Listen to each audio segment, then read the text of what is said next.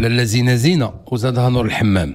احنا ما قدناش غلاء الاسعار وما قدناش الوضعيه اللي كيعيش المواطن البسيط. كنهضرش على المواطن اللي قادر يتحمل هاد المصاريف، وكنزيدو نكملوا بشي حوايج بحال هكا اللي هي ماشي جديده، ولكن مع ذلك اليوم قررت نتكلم عليها ونوضع عليها نقطه استفهام كبيره جدا.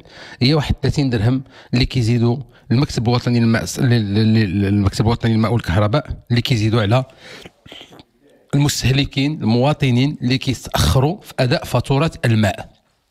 قانونيه دكتور؟ كاينه هذه في القانون؟ الا كانت قانونيه غنهضر عليها. نعم. هي غير قانونيه. نعم. غير قانونيه. ليس من حق المكتب اخذ قرار تطبيق غرامه ماليه.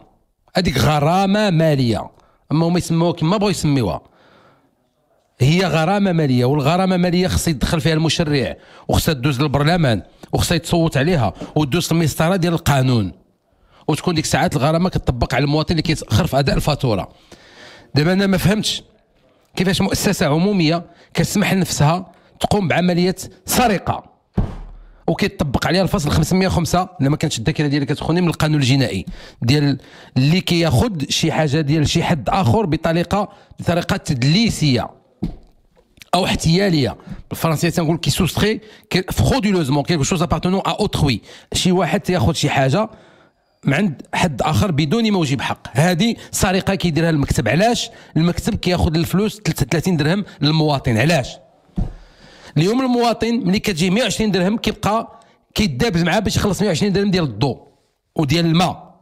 هادشي اللي بقى تيجي بعدا 120 درهم ديال الماء، تزيد له نتايا 30 درهم باي حق غادي تزيد له 30 درهم؟ هذه مؤسسه عموميه. كيفاش انا تنفتخر ببلادي وتنقول الحمد لله اللي عندنا مؤسسات عموميه دستوريه كتحترم القانون.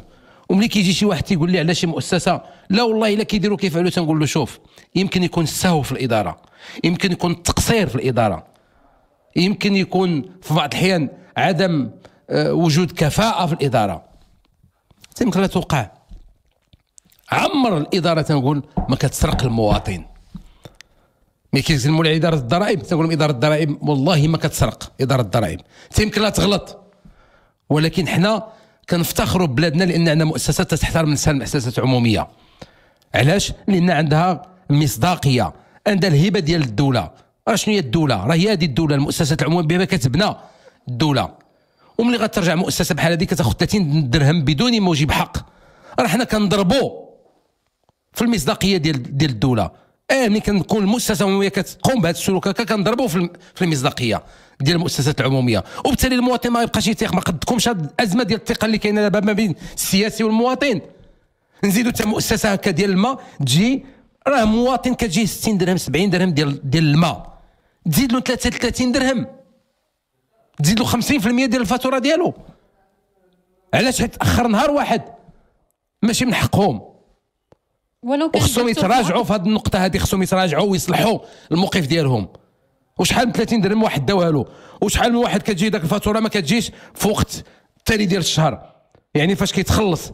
وعلى مسكين على ما كيجي وقت الفاتوره باش تجي الماء كيكون ضراب 6 ايام 7 ايام 10 ايام في الشهر، كلها مسكين فلوسه ديال الشهر، وكيبقى يدابز باش غادي يخلص الماء. وملي يخلص الماء يمشي بنهار ولا يومين ولا 3 ايام من بعد التاريخ يقولوا غادي تزيد 30 درهم. 30 درهم راه 50% و40% و30% ديال الفاتوره ديالو. ما كنهضرش على اللي كتجي 1000 درهم وموالف تيخلصها وكيشد اكثر من 10000 و15000 درهم و20000 درهم، راه يمكن له يخلص 30 درهم وما يحسش بها. ولكن اللي كيتخلص 2000 درهم في الشهر وما اكثرهم، وكل اللي كتجي 100 درهم ديال الماء واللي كتجي 70 درهم ديال الماء، 30 درهم كتجيه ثقيله بزاف عليه.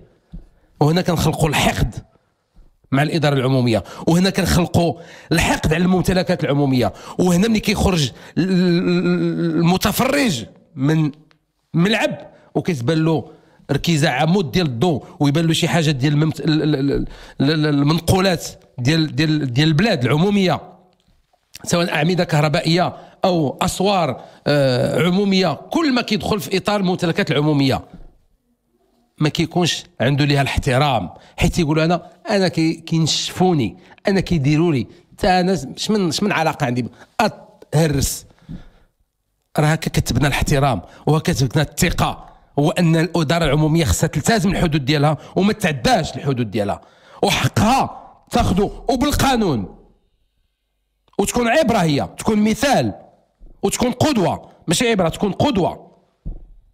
تقول انا مؤسسه عموميه كنطبق القانون، وهاد 30 درهم انا كنلغيها، خصني نلغيها حيت غير قانونيه.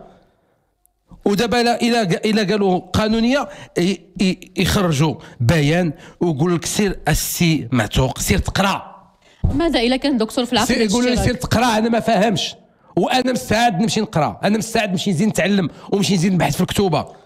غرامه ماليه خصها تشريع، خصها المشرع اللي يدخل باش تطبق على المواطن، كتقيس له الجيب ديالو. ما كفاهمش عقد الاذعان، ولكن باش توصل للغرامه لا، بل المشرع حتى بين الخواص تدخل واعطى سلطه للقاضي ان يتدخل لمراجعه الشرط الجزائي اذا كان هناك فيه تعسف. الشرط الجزائي هو في التعاقد وفي عقد بين طرفين، هو العقد شريعه المتعاقدين، ومع ذلك القاضي يمكن له يتدخل. وتجي انت كمؤسسه عموميه اليوم وتقبض وتبقى تطبق على الناس 30 درهم، وكيجي طبعا لان الماده حيويه، الماء حيوي، هذاك المواطن مسكين اش غادي يدير مع مؤسسه عموميه؟ خلص 30 درهم، تيخلص 30 درهم، لما خلصهاش يقولوا نقطعوا له. وحتى الاقتطاع ديال الماء كيقطعوه، كياخذوا العداد ولا كيقطعوا لك الماء بطريقه غير قانونيه، اغلب الحالات الساحقه بطريقه غير قانونيه. بركه من استخفاف حقوق المواطن وحقوق المستهلك، بركه حيت عارفين انه ما عندوش الفلوس باش يمشي للمحكمه، حيت عارفين انه ما عندوش الفلوس باش يدير محامي باش يخلص الاتعاب ويخلص المصاريف.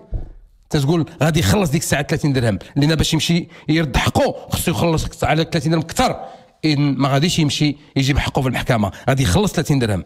وهكذا دواليك. اذا انت مالي الهاتف، انت ما تخرجش الفاتوره، انت ما يطبقوا عليك غرامه، وانت مالي ندوا علاش الضو ما دايرينهاش؟ ياك نفس الشركه دابا صبحات نفس المؤسسه، الا ما خلصتيش الضو انت ما خصو يزيدوا عليك. علاش بالضبط؟ هذا شي واحد النهار صبح وقال لهم اللي ما كيخلصش غنخلصوا 30 درهم، وخرجوا وكتبوها في الفاتوره، كيكتبوها في الدار. كل من تاخر في اداء الفاتوره يتعرض الى مبلغ زياده ديال 30 درهم. هذا هو السؤال دكتور اللي كنت كنطرح عليك. مكتوبه في الفاتوره اللي كيعطيها الزبون قبل ما يوقع عقد الاشتراك، ما كايناش في العقد، وتيقول لك سيطبق عليه زياده طبقا للقوانين. اعطيني القانون، اعطيني القانون. حتى يقولوا لي علاش كتغوت.